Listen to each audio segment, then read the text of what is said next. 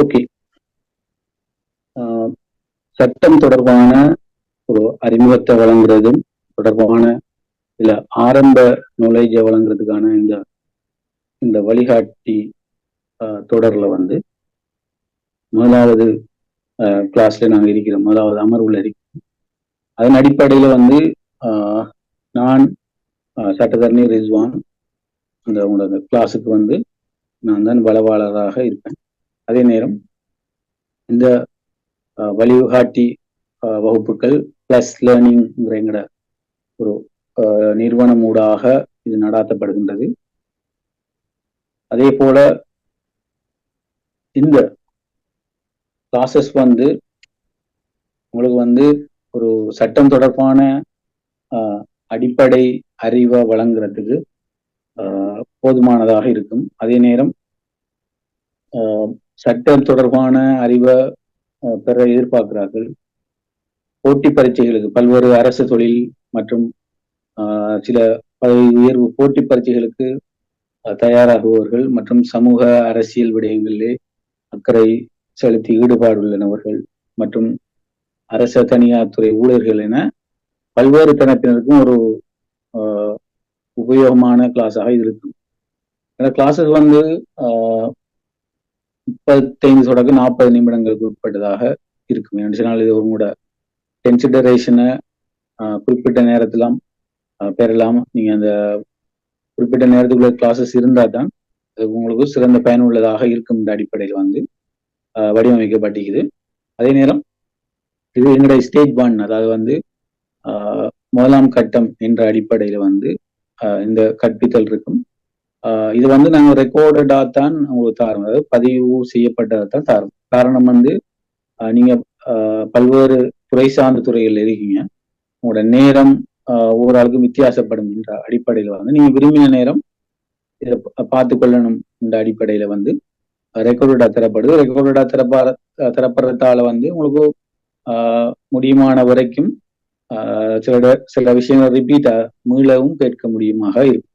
அதே போல மொத்தமாக நாங்க ஒரு மாதத்துக்குள்ள எங்களோட 6 கிளாஸஸையும் வந்து நீங்க கேட்கணுங்கிறத நாங்க எதிர்பார்க்கிறோம். கேட்டு முடித்து அதுல பூரண அறிவை பெறணுங்கிறத எதிர்பார்க்கிறோம். சிலர் வந்து அதிக வேலைப்பளு உள்ளவர்கள் சில நேரம் 1.5 மாதங்கள் எடுத்துக்கொள்ள கூடியதாக இருக்கும். இதான் அந்த கற்கை தொடர்பான ஆரம்ப விளக்கம். இப்ப நான் இந்த கிளாஸுக்கு போறதுக்கு முதல் வந்து ஒரு 3 சின்ன கதைகள் ஊடாக நாங்க இந்த கிளாஸஸுக்கு போகலாம்னு நினைக்கிறேன்.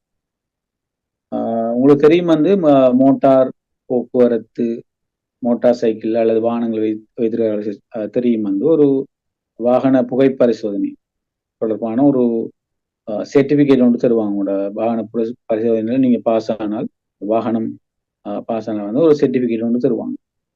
அந்த சர்டிபிகேட் தொடர்பான விடயங்களை உள்ளடக்கி ஒரு சின்ன ஒரு அறிமுகத்தை தரத்துக்கு ஒரு கதை வந்து சொல்லும். இப்ப ஒருத்தர் வந்து மோட்டார் சைக்கிள்ல போயிட்டு இருக்கிறாரு. அந்த நேரம் வந்து உங்களுக்கு தெரியுமோ டிராபிக் போலீஸ், அதாவது போக்குவரத்து போலீஸார் அவரை நிப்பாட்டி அவரை டாக்குமெண்ட்ஸ் எல்லாம் செக் பண்றாங்க. அந்த நேரம் அவரோட டாக்குமெண்ட்ஸ்ல வந்து வாகன புகை பரிசோதனை செய்ததுக்கான ஒரு டாக்குமெண்ட்ஸ் குறையுது.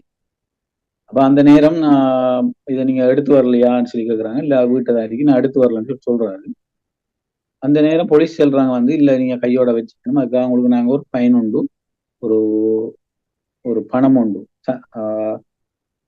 நாங்க அறவிடப்படுறோம், அதை வந்து நீங்க அதை செலுத்தணும்னு சொல்லி சொல்றாரு. இந்த நேரம் இவரை மறுக்காரு. என்ன நினைச்சினால் இது எந்த விஷயம், இந்த சட்டம் எனக்கு தெரியாது, ஆகவே நான் இந்த நீதிமன்றத்துல பார்த்துக் கொள்றேன்னு சொல்லி சொல்றாரு. அந்த நேரம் போலீஸார் வந்து சரி நீதிமன்றத்துக்கு இந்த விஷயத்தை கொண்டு போறாங்க, வழக்கும் வருது. இவர் வந்து சொல்றாரு வந்து நீதிபதிக்கு முன்ன, இந்த சட்டம் எனக்கு தெரியாது, அண்மையில கொண்டு வரப்பட்ட ஒரு சட்டமா இருக்கிறதால எனக்கு தெரியாது, ஆகவே என்ன நிரபராதின்னு சொல்லி விடுதலை செய்யுங்க. அதே நேரம் இத வந்து நீங்க பப்ளிசிட்டி பண்ணணும், எதிர்காலத்துல நான் இந்த மாதிரி ஆக்கள் விஷயம் ஆக்கள் இதை கொண்டு போறதுன்னு சொல்லி சொல்றேன். இப்ப இந்த நேரத்துல இப்ப நான் ஒரு உதாரணத்துக்காக கதைக்காக சில விஷயங்களை சொல்றேன். எனக்கு இந்த சட்டம் தெரியாது என்று சொல்லி யாரும் நீதிமன்றத்துல போய் ஒரு விஷயத்துக்கு வந்து விடுதலை பெற முடியாது. அப்ப எல்லா சட்டம் ஒரு ஆள் தெரிஞ்சிருக்கணுமான்னு கேட்டா இல்ல. சட்டங்களை நீங்க எந்தெந்த துறையோட சட்டங்களை சம்பந்தப்படுறீங்களோ அந்த துறை தொடர்பான சட்டங்களை நீங்க தெரிஞ்சு வைத்துக் கொள்ள வேணும் என்று சொன்னால் சட்டத்தை தெரியாது என்று சொல்லி நீதிமன்றத்துக்கு முன்னுக்கு போய் யாரும் தப்பித்துக் கொள்ள முடியாது. அவே உரிய தண்ட பணத்தை நீதிமன்றம் விதிச்சு இவருக்கு தீர்ப்பளிக்குது. இப்போ என்னன்னு சொன்னால் இதுல அந்த கதை ஊடாக செல்ல வார விஷயம் என்ன சொன்னா சட்டத்தை நாம என்ன செஞ்சுக்கணும், அறிஞ்சிருக்கணும், கட்டாயம் அறிஞ்சிருக்கணும். அதுலேயும் நம்ம எந்தெந்த துறைகளோட தொடர்பு வர்றோமோ, இப்போ நான் ஒரு மோட்டார் பைசைக்கிள் கார் வச்சிருக்கேன்டா மோட்டார் வாகன போக்குவரத்து சம்பந்தமான சட்டங்களை அறிஞ்சிருக்கணும். எனக்கு ஒரு குறியீடு தெரியல, இல்லாட்டி ஒரு அது தொடர்பான சட்டங்கள் தெரியலைன்னு சொல்லி நான் சொல்லல. நான் ஒரு கடை ஒன்று வச்சிருக்கிறேன்டா இந்த கடையில இருக்கிற பிரைஸ் லிஸ்ட் அதாவது விலை பட்டியலை நான் காட்சிப்படுத்தேன். அது ஒரு சட்டம். அப்ப நாளைக்கு நான் நுகர்வோர் பாதுகாப்பு அதிகார சபையில வந்து அவங்க நீதிமன்றத்துக்கு எழுதுற நேரம் அப்ப இல்லைன்னு சொன்ன ஒரு ஆள் விலைப்பட்டியலை காட்சிப்படுத்தலைன்னு சொல்லி எழுதி நேரம் வந்து அவர் சொல்லல எனக்கு இந்த சட்டம் தெரியாதுன்னு சொல்லி ஆகவே சட்டங்களை தெரிஞ்சிருக்க வேண்டும். அது எல்லாரும் கட்டாய கடமை. என்ன சொன்னால் அதாவது நம்ம என்ன துறைகளோட சம்பந்தப்படுறோமோ அந்த துறை தொடர்பான சட்டங்களை தெரிஞ்சுக்கணும். அது நீங்க மீன்பிடி சம்பந்தப்பட்ட துறை உள்ள அழகிக்கலாம், அரச துறை சம்பந்தப்பட்ட அழகிக்கலாம். உங்களுக்கு தெரியும் அரச ஸ்தாபன விதி கோவைகள் இருக்குது. அதுல அவை அரசு துறை ஊழியர்களுக்கு அந்த சட்டம் தேவை. இவ்வாறு நீங்க எந்தெந்த துறைகள் சார்ந்திருக்கீங்களோ அந்த துறை சட்டங்கள் தெரிஞ்சிருக்கு. இப்ப இதுவும் ஒரு 2வது வாடகை வீடு உங்களுக்கு தெரியும் வந்து நிறைய பேர் சில நேரம் அவங்களோட வீடுகளை மேலதிக வீடுகளை இல்லாடி ஒரு வியாபார நோக்கத்துல வாடகைக்கு விடுறது ஒரு வளமை. இது வந்து ஒரு உண்மை சம்பவம். ஒரு குறிப்பிட்ட நபர் என்ன செய்யறாரு வந்தால் வாடகைக்கு வீட்டை கொடுக்குற எண்ணத்துல தயார்படுத்தி வைத்திருக்கிறார். அந்த நேரம் வந்து ஒரு ஆள் வாடகை கேட்காரு. அவங்களுக்கு இடையில எந்த ஒரு எழுத்து மூலமான ஒப்பந்தமும் இருக்கல. வாடகை கேட்ட நபர்கிட்ட ஒரு அட்வான்ஸ் முன் பணத்தை பெற்றுட்டு வாடகை கொடுக்குறாரு. இப்படி வாடகை கொடுத்தது அந்த வாடகை பெற்ற நபர்கள் அது பிள்ளையான ஒரு விஷயத்துக்கு பயன்படுத்தியதுக்காக வந்து அரெஸ்ட் பண்ணப்படுறாங்க. அதே நேரம் இவரும் வந்து அதற்கு உடன்பட்டாள்னு சொல்லி அது உடன்பாடாக இருந்தவர் அடிப்படையில வந்து இவரும் அரெஸ்ட் பண்ணப்படுறார். அப்ப அங்க என்ன பிரச்சனை சொன்னால் இப்ப இவர் வந்து ஒரு வாடகை ஒப்பந்தம் இருக்குமா இருந்தா அவர் தப்பிச்சுக்கலாம். இவங்க என்னதுதான் செய்யப்படுறாங்கன்னு தெரியாது எனக்கு என்று சொல்லி என்ற எழுத்துல என்ன விஷயம் செய்யறேன்னு சொன்னாங்க, நம்ம அதை செஞ்சிருக்காங்கன்னு சொல்லி தப்பித்துக் கொள்ள. ஆனால் இவரும் வந்து எந்த ஒரு வாடகை ஒப்பந்தமும் எழுதல்லைங்கிற அடிப்படையில் வந்து இவரும் அந்த விஷயத்தோட இவருக்கும் சம்பந்தம் இருக்குன்னு சொல்லி போலீஸ் அரெஸ்ட் பண்றாங்க. அந்த விஷயம் நீதிமன்றத்துக்கு கொண்டு வரப்படும். இதுவும் ஒரு கதை. அப்ப இந்த இன்னொரு கதை இது மொத்தமாக 3 கதைகள் ஊடாக இந்த ஒரு அறிமுகத்தை நாங்க உங்களுக்கு கொண்டு வரோம். ஆகவே உங்களுக்கு தெரிஞ்சிருக்கணும் இதுவும் ஒரு சட்டம். ஒரு ஆள் வாடகைக்கு வீடு கொடுக்குறேன்னா அதை எழுத்துல எழுதி அதற்கு வந்து சட்டத்தால் கூறப்பட்ட சாட்சிகள் எத்தனையோ அத்தனை அடிப்படையில அதுல விடயங்களை சரியாக நிறைவேற்றப்பட வேண்டும். 3வது விஷயம் நாங்க இது ஒரு 3வது கதையாக ஒரு பாடசாலையில ஏற்கனவே ஒரு பாடசாலை சீருடை முறைமை ஒன்று இருக்கின்ற அந்த முறைமைக்கு மேலதிகமாக அதிபர் என்ன செய்யறாங்கன்னா எங்களோட பாடசாலையில ஒரு டை ஒன்று அணிஞ்ச நல்ல இருக்கும் என்ற அடிப்படையில ஒரு தீர்மானத்தை நிறைவேற்றார் வந்து 3ஆம் தேதி முதல் பாடசாலை இலச்சினை குறிக்கப்பட்ட டை ஒன்று நாங்கள் அறிமுகப்படுத்துறோம். அதுக்கு வந்து எல்லாரும் மாணவர்களும் வந்து அந்த டையை வாங்கி அணிந்து கொண்டு வரணும் அப்படின்னு சொல்லி ஒரு டேட் ஒன்று கொடுக்குறோம்.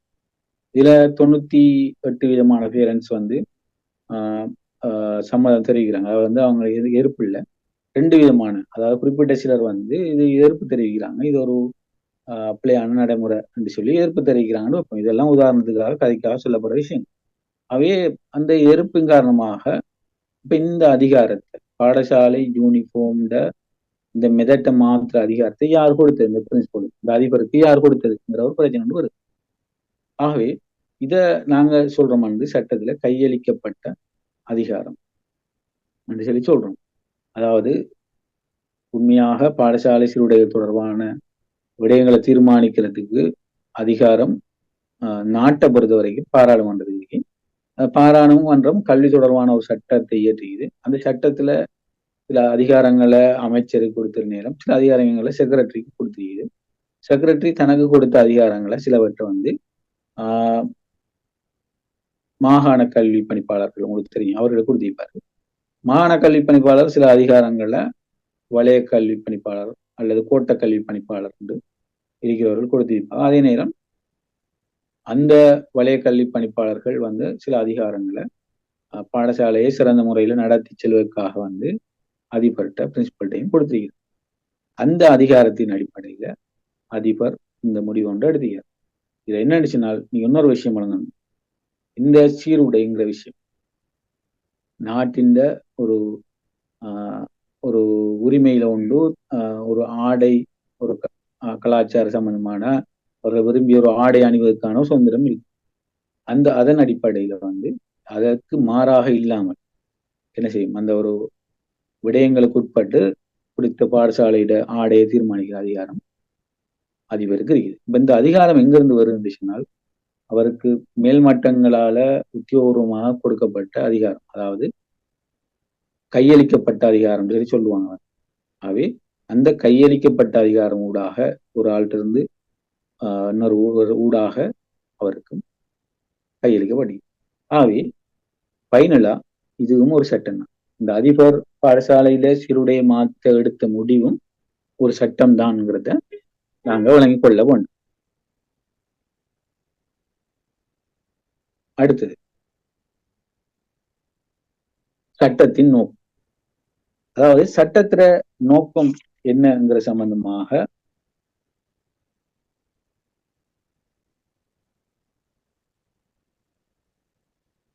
ஓகே சட்டத்திற நோக்கம் என்ன என்பது சம்பந்தமாக குறிப்பிடுவதற்கு முன்னால் நான் சொல்ல வேண்டிய விஷயம் என்னன்னா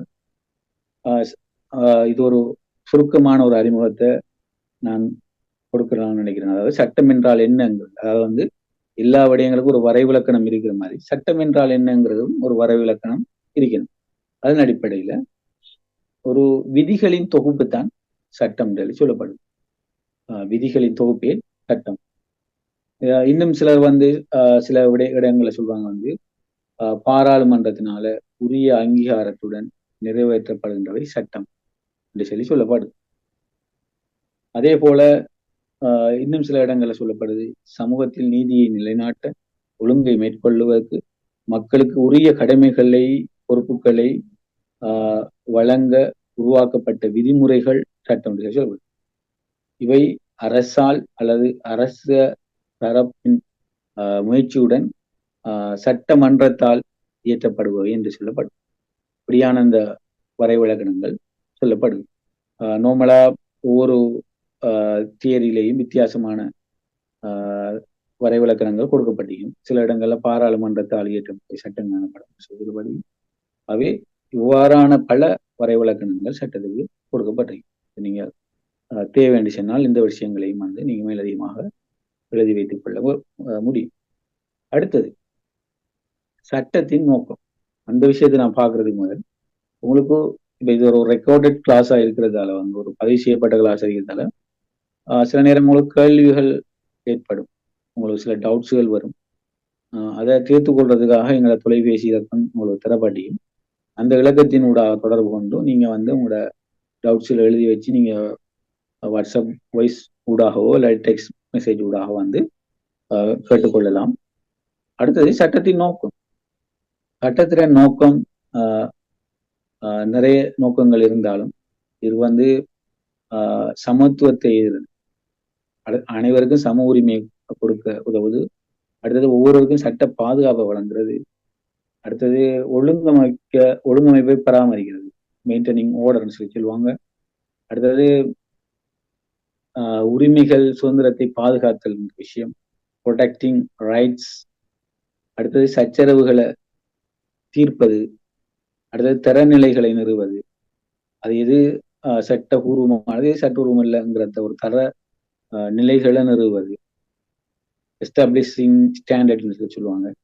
நீதியை ஊக்குவித்தல், ப்ரொமோட்டிங் ஜஸ்டிஸ் சொல்லி சொல்லுவாங்க. இவ்வாறான பல நோக்கங்கள் சட்டத்துக்கு இருக்கு. ஆகவே இதெல்லாம் ஒரு சாதாரண விடயங்கள் என்றாலும் இந்த விடயங்கள் சிலருக்கு தெரிஞ்சிருக்கும் தெரியாமல் இருக்கும். ஆகவே இதை நாங்கள் சாதாரண அளவுல மீட்டி கொண்டு நாங்கள் போய்கொண்டு இருக்கோம். அடுத்தது, உலகத்திற்கு ஒரு பொதுவான சட்டம் உண்டா என்று சொல்லி கேட்டால் உலகத்துக்கு ஒரு பொதுவான சட்டம் இல்லை. அதாவது இந்த உலகத்துக்கே ஒரு பொதுவான சட்டம் இல்லைங்கிறது நமக்கு எல்லாருக்கும் தெரிந்த விடயம். அதே போல ஐக்கிய நாடுகள் சபை இருக்கிறது. இந்த ஐக்கிய நாடுகள் சபை சில சட்டங்களை இயற்றுறது, எல்லா சட்டங்களும் இல்லை, சில சட்டங்களை இயற்றுக்கு சில வழிகாட்டல்களை வழங்கும். அதே போல சில சர்வதேச உடன்படிக்கைகள் இருக்கு. சில நாடுகள் சேர்ந்து ஒரு உடன்படிக்கையில கைச்சாதிட்ட விடயங்களை உள்நாட்டுல அவங்களோட பாராளுமன்றத்துல கொண்டு வந்து சட்டமாக்குவாங்க. சில நாடுகள் நேரடியாகவே அதை உள்வாங்கினதாக தெரியப்படுத்தினாலே அது உள்நாட்டுல சட்டமாகும். எல்லா சட்டங்களும் இல்லை, சில விடயங்கள்ல சில விடயங்கள் மாத்திரம்தான் இருக்கு. அதன் அடிப்படையில அவ்வாறு நாடுகளுக்கு இடையிலான உடன்படிக்கைகள் அல்லது சர்வதேச உடன்படிக்கைகளுக்கு இடையிலான உள்ள விடயங்களை உள்நாட்டுல சட்டமாக்கலாம். அந்த நாட்டு அரசாங்கம், அந்த ஆட்சி அதிகாரம் உள்ளவர்கள் வந்து அதை உரிய முறைப்படி சில நேரம் பாராளுமன்றத்துல இல்லாட்டி ஜனாதிபதி கையொப்பமிட்டு அவங்களோட அப்ரூவோட வந்து உள்நாட்டுல சட்டமாகும். ஆகவே நாட்டுக்கு நாடு வித்தியாசமான சட்டங்கள் இருக்கிறது. உங்களுக்கு தெரியும், சில நாடுகள்ல முடியாட்சி இருக்கிறது, சில நாடுகள்ல பாராளுமன்ற முறைமை இருக்கிறது. இப்படி அந்த அடிப்படையில வந்து அந்த சட்டங்கள் வித்தியாசமா இருக்கிறது. சில முஸ்லிம் நாடுகள்ல வந்து மார்க்க சமய ரீதியான சில விடயங்களை பெரும்பாலும் உள்ளடக்கின சட்டங்கள் இருக்குது. பெரும்பாலான நாடுகள்ல மனிதனால இயற்றப்பட்ட சட்டங்கள் இருக்குது. இவ்வாறு சட்டங்கள் பலவாறு ஒவ்வொரு நாட்டுக்கு நாடு சில நேரம் ஒரு நாட்டுக்குள்ளே சில ரீஜனுக்கு ஏற்ற மாதிரி கூட வித்தியாசப்படுகின்ற ஒரு முறைமை இருக்கின்றது. ஆகவே இந்த விடயங்களை நாம் புரிந்து கொள்ள வேண்டும். அடுத்ததாக சட்டத்தின் வகைகள். இதெல்லாம் நம்ம பார்த்து கொண்டிருக்கிறது பேசிக்கான ஒரு அடிப்படையான விஷயங்கள். சட்டத்தின் வகைகள், சட்டங்கள் உங்களுக்கு தெரியும் காலத்துக்கு காலம் இயற்றப்பட்டு கொண்டே இருக்கும். ஒரு புது விடயங்களை இலங்கையில கூட உங்களுக்கு தெரியும் அண்மையில நிகழ்நிலை காப்பு சட்டம் சொல்லி ஒரு சட்டம் வந்து இப்படி ஒவ்வொரு சட்டமாக மனிதர்கள தேவை இவ்வாறு ஒவ்வொரு காலத்துக்கு காலம் சட்டங்கள் திருத்தப்படும் அல்லது புதிதாக உருவாக்கப்படும். இந்த சட்டங்களை நாங்கள் பொதுவாக சில வகைகளுக்கு உட்படுத்தப்படும். முதலாவது அரசியலமைப்பு சட்டங்கிறது நாட்டின் அடிப்படை சட்டமாக இலங்கையில 1978ஆம் ஆண்டு 2ஆம் குடியரசு யாப்புங்கிற ஒரு சட்டம், அரசியலமைப்பு சட்டம் நாட்டின் அடிப்படை சட்டமாக இருக்கின்றது. உங்களுக்கு தெரியும், நம்ம அதை பிறகு விரிவா பார்ப்போம். அதே போல காணி தொடர்பான நிறைய சட்டங்கள் இருக்குது, தெரியும். காணி தொடர்பான நிறைய சட்டங்கள் இருக்குது. இலங்கையில குற்றவியல் சட்டம் இருக்குது, அது தொடர்பான சட்டங்கள் இருக்குது. சர்வதேச சட்டங்களும் ஒரு வகை இருக்கின்றது. அதே போல தொழிலாளர் சட்டம் இருக்குது. உங்களுக்கு தெரியும், தொழிலாளர் சட்டம்ங்கிறது வந்து அது ஒரு வகை. அதுக்குள்ள வந்து நிறைய தொழிலாளர் சம்பந்தமான இலங்கையிலும் நிறைய சட்டங்கள் இருக்கிறது. இபிஎஃப் தொடர்பான சட்டம், இடிஎஃப் தொடர்பான சட்டம், ஆக குறைந்த வயது தொடர்பான சட்டம் என்று சொல்லி பல சட்டங்கள் அந்த வகைக்குள்ளே இருக்கின்றது.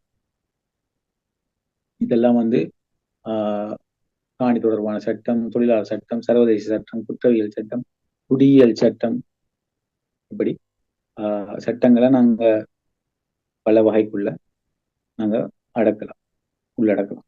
அடுத்ததாக சட்டத்தின் மூலங்கள். சட்டத்தின் மூலங்கள் என்று சொல்லி சோர்ஸ் ஆஃப் த லோ என்று சொல்லி சொல்லுவோம். சட்டம் எதுல இருந்து உருவாகுதுங்கிற விஷயம் தான் அந்த சட்டத்தின் மூலங்கள். நாங்க எங்க இருந்து சட்டத்தை பெறுறோம்ங்கிறது விஷயம்.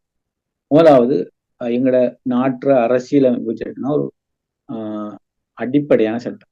சட்டத்தை எப்படி உருவாக்குறதுங்கிற தொடர்பாக சொல்ற சட்டம் அரசியலமைப்பு சட்டம். இந்த நாட்டில எப்படி சட்டத்தை உருவாக்கலாம், யார் உருவாக்கலாம்ங்கிற தொடர்பாக விரிவான ஏற்பாடுகளை சொல்ற சட்டம் தான் ஒரு அரசியலமைப்பு சட்டம். ஆகவே முதல் ஒரு பிரச்சனை வருதுன்னா நாங்க அரசியலமைப்பு சட்டத்தை தான் முதல் பார்க்கணும். இது எங்களோட நாட்டு ஆட்சி அதிகாரத்துக்கு, அதாவது அரசியலமைப்பு உட்பட்டதான். இதற்கு பிறகு 2வது துணைநிலை சட்டம். இது வந்து பாராளுமன்றத்தில் உங்களுக்கு தெரியும் காலத்துக்கு காலம் ஒரு விடயங்கள் தொடர்பாக இயற்றப்படுகிற சட்டங்கள். உங்களுக்கு தெரியும் போக்குவரத்து தொடர்பான சட்டம் இருக்குது, தொழிலாளர் தொடர்பான எங்களோட சட்டங்கள் இருக்குது, அண்மையில நிறைவேற்றப்பட்ட நிகழ்நிலை பாதுகாப்பு தொடர்பான சட்டங்கள் இருக்குது. இலங்கை அரசாங்கம் எதிர்காலத்துல பயங்கரவாத தடுப்பு சட்டம் தொடர்பாக சட்டத்தை திருத்தி அமைக்கணும்னு சொல்லி யோசிக்குது. இந்த சட்டங்கள் எல்லாம் காலத்துக்கு காலம் உருவாக்கப்படுகின்ற சட்டம். இலங்கையில இவ்வாறான பல சட்டங்கள் ஒவ்வொரு பல சட்டங்கள் இருக்குது. ஆகவே அந்த சட்டங்களையும் நாங்க ஞாபகப்படுத்தி கொண்டு, அதே போல அடுத்தது ஆள்சார் சட்டங்கள். இலங்கையிலேயும் ஆள்சார் சட்டங்கள் இருக்குது. அதாவது இலங்கை ஒரு பள்ளின மக்கள் வாழுகின்ற நாடு என்ற அடிப்படையில வந்து முஸ்லீம்களுக்கு முஸ்லீம் தனியார் சட்டம் சொல்லி அவங்களோட திருமணம், விவாகரத்து, சொத்து பங்கீடு தொடர்பாக இருக்கிறது. அதே போல யாழ்ப்பாணத்தை சேர்ந்த தமிழர்களுக்கு சொத்து வாங்குதல், காணி உரிமை தொடர்பான சில விஷயங்கள் உள்ளடங்கின சட்டம் இருக்குது. அதே போல கண்டிய சிங்களவர்களுக்கு கண்டி மாகாணம் எனும் ஒரு பெரிய நிலப்பரப்புல கண்டியை சேர்ந்த சில சிங்களவர்களுக்கு சொத்து பங்கீடு தொடர்பான சட்டங்கள் இருக்குது. அவங்களோட திருமணம் நடைமுறை தொடர்பாக அப்படி சட்டங்களுக்கு நாம் இதை வந்து விரிவா பார்ப்போம். அடுத்தது நீதிமன்ற தீர்ப்புகள்ங்கிற நேரம் வந்து ஏற்கனவே நீதிமன்ற தீர்ப்புகள் இடம்பற்றி சில விஷயங்கள் சட்டத்துல மயக்கமான நிலையில குறிப்பிடப்பட்டிருக்கும், அல்லது ஒரு தீர்ப்பு நீதிபதிகளால சட்டம் இதைத்தான் கருதினு சொல்லியும், அது தவிர ஒரு விஷயத்துல வந்து சில விடயங்களை நீதிபதிகள் தீர்மானிக்கிற அவங்களோட வரையறைக்கு உட்பட்டு தீர்மானங்கள் எடுத்திருப்பாங்க. அந்த தீர்மானங்கள் அடிப்படையில முந்தின தீர்ப்புகளும் வந்து ஒரு விடயம் தொடர்பாக ஏற்கனவே வழங்கப்பட்ட தீர்ப்புகளும் ஒரு சட்டத்தின் மூலமாக கருதப்படும். சட்ட மாணவர்கள் அதை படிக்கிற நேரம் நிறைய சட்ட வழக்குகளை, தீர்க்கப்பட்ட வழக்குகளை அதை அவங்களோட சட்ட புத்தகங்கள்ல இருக்கும் படிப்பாங்க. அடுத்ததாக வழக்காறுகள், ட்ரெடிஷனல், கஸ்டமரி அப்படி சொல்லி சொல்லுவோம். அதாவது வந்து வழக்காறுகள் இருக்கு. ஒரு கடந்த காலத்துல இருந்த ஒரு சில வழக்காறுகள் தொடர்ந்து சமூகத்துல இருந்து கொண்டிருக்கு. உதாரணமாக மீன்பிடி தொடர்பான விடயங்கள்ல நான் அறிந்த மட்டுக்கும் வந்து ஒரு மீன் பிடிச்ச வந்து 3 பங்கா அதை பிரிக்கிற அந்த மொத்த லாபத்தை கொண்ட இந்த தண்டையல் என்று சொல்றா வந்து அவருக்கு ஒரு பகுதியை எடுப்பார். அதாவது அந்த போட்டை கப்பலை லீட் பண்ணி போற ஒரு ஆள். அடுத்தது அந்த இன்வெஸ்ட் பண்ண பார்ட்டி, அந்த பணத்தை கொடுத்த போட் உரிமையாளர், அதுக்கு சில பொருட்களை வாங்கி கொடுத்திருப்பார், அவருக்கு ஒரு பங்கு. அடுத்தது ஏனைய லேபர்ஸுக்கு, தொழிலாளர்களுக்கு, அந்த வலையை இழுக்கிறார்களுக்கு ஒரு பங்கு என்று சொல்லி ஒரு பழக்க வழக்கம், ஒரு வழக்காறு வந்து அந்த துறையில இருக்குது நான் அறிஞ்ச வரைக்கும். இப்படி ஒரு பிரச்சனை வார நேரம் அப்ப அவங்களோட அந்த வழக்காறு ஏற்கனவே அவங்களுக்கு இடையிலான ஒரு வியாபார ஒப்பந்தம் ஒன்று இல்லாட்டி அந்த வழக்காறு தான் அந்த இடத்துல மேலோங்கும். இதையும் விரிவாக பார்ப்போம். அவை இது தவிர சில சட்ட அறிஞர்களின் கருத்துக்கள், சில நீதிபதிகளின் கருத்துக்கள், சில சட்டம் தொடர்பான நூல்கள் என பல விஷயங்கள் இருக்கின்றன. அதுகளும் சட்டதி மூலங்களாக கொள்ளப்படும். ஆகவே நம்ம பார்த்த இந்த விஷயங்கள் சட்டத்தின் மூலங்களாக கொள்ளப்படும். ஓகே, நம்ம இதுவரைக்கும் வந்து எங்களோட முதலாவது கிளாஸ்ல வந்து சில அடிப்படைகளை மாத்திரம் நாங்க ஒரு மேலோட்டமா பார்த்தோம், டீப்பாவும் பார்க்கல. சொன்னால் நிறைய விஷயங்களை கவர் பண்ண வேண்டியிருந்த அடிப்படையில வந்து மேலோட்டமா பார்த்தோம். நம்ம எதிர்காலத்துல எங்களோட அடுத்த 2வது கிளாஸ்ல வந்து இன்னும் பல விடயங்களை நாங்கள் சட்டம் தொடர்பா பார்க்கறது இருக்கிறோம், பல விடயங்களை விரிவா பார்க்கறது இருக்கிறோம். ஆகவே நீங்க தொடர்ந்தும் நீங்க இதை பயணப்பெறணும், சட்டம் தொடர்பான அறிவு பெறணும், நீங்களும் ஒரு விழிப்புணர்வு மிக்க உருவாளாக சமூகத்தில் இருக்கணும். அதே நேரம் எங்களோட நோக்கம் சட்டம் தொடர்பான அறிவை வழங்குறது தான் நோக்கம். அவை இது சில நேரம் உங்களுக்கு சில போட்டி பரீட்சையில் உதவியா இருக்கும், சமூகத்துல நீங்க இந்த விடயங்களை தொடர்புற நேரம் உதவியா இருக்குன்ற அடிப்படையில நாங்க ஒரு சமூக நோக்கத்துல ஒரு மானிய கட்டணத்துல இந்த கிளாஸஸை நாங்கள் ஆரம்பித்திருக்கின்றோம். உங்களை ஒத்துழைப்புகளையும் நாங்கள் வேண்டியவருக்காக எதிர்காலத்திலையும் நடக்கிற கிளாஸஸ்ல வந்து நீங்க கண்டினியூவா தொடர்ந்தும் அதை பயன்பெறணும் என்று சொல்லி நான் இந்த இடத்துல கேட்டுக்கொண்டு இன்றைக்குரிய கிளாஸ் நாங்கள் முடிக்கிறோம். நன்றி.